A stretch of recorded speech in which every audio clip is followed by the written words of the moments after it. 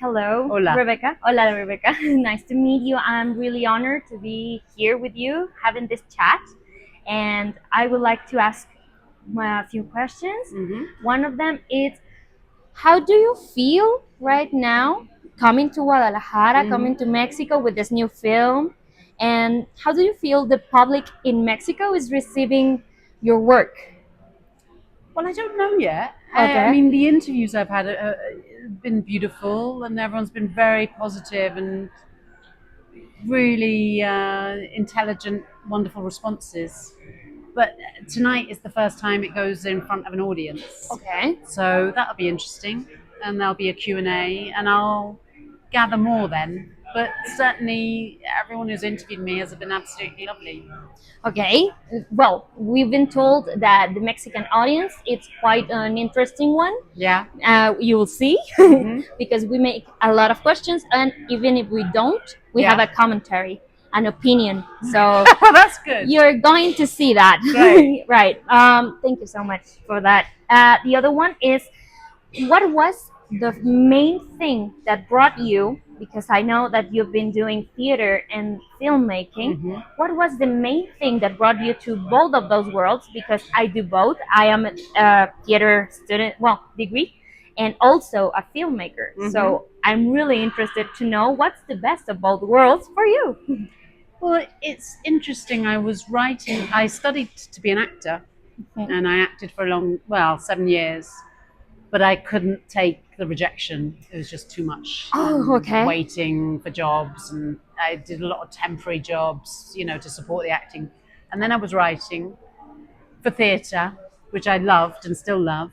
And I suppose I wrote for theatre for about 13 years, and the only problem with it was quite hard to make a living, even if you're writing all the time. There's just no money in theatres. So in London, I was sharing a flat, and I sort of thought I really need to kind of grow up a little bit when I was kind of late 30s, coming towards 40. And I love film, I absolutely love it. But one of the impulses for writing film was just to actually, make a bit more of a living.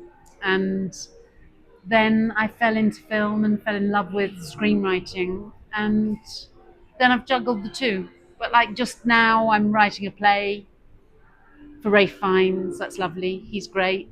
And so, it's always juggling.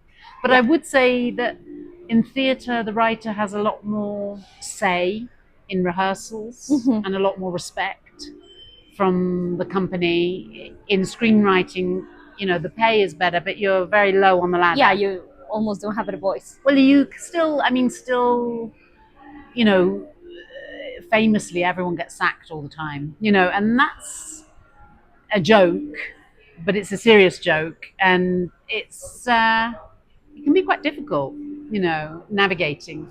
But the joy of screenwriting is that when you're working with a brilliant director, then you're just flying.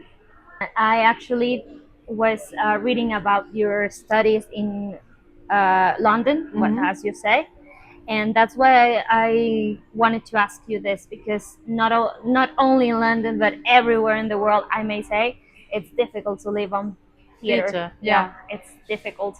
Being there, that's why I'm here right now. Yeah. Money, and in this industry that is almost dominated for men, well, by men. The stories and the activism that cinema makes, it's really important. So that's why I would like to know how was and what was the moment when you decided you want to take that voice, that inner voice out for the women. I think when I started writing theatre, it was basically about dysfunctional love affairs, and Okay. I had a lot of them, and that was enough. And then when I wrote my play about the suffragettes, who won the vote for women back in 1918 in England, Britain, I suddenly thought there's so many female stories that have been lost, or not even lost, but wiped out. Eliminated from history. Exactly. And there are a lot of amazing women who have just been made conveniently invisible. So I was quite interested in writing about voices that had been silenced and people who had been erased. And then politically, the statistics in theatre and film are quite depressing about how many women direct, how many women write. Yeah. And what we see is, oh yeah, there's more equality now. But actually, if you're forensic about it, at least in Britain, there is a lot of redress needed because it is still quite a masculine world.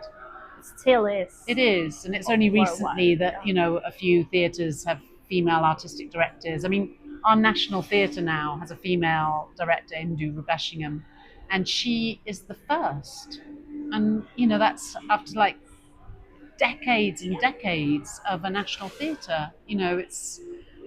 And my play about the suffragettes was the first play by a living female on the Olivier stage after 40, 50 years of plays. So facts like that are kind of quite shocking. But it is changing a little in Britain, but I just feel like even though women are in films, often they don't say very much, or they are the nice girlfriend or the nice mother. So I just ache to have some really complex characters, some, three-dimensional Real women. Yeah, real authentic women. Yeah, I can say I agree to that because I've been working here and on the industry in Mexico, and I can see that even if they say the crew is equitative, I don't know how it's Yeah. that the word. Okay, balanced. Yeah.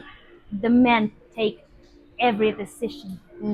You just have to push for the decision on your voice to be heard.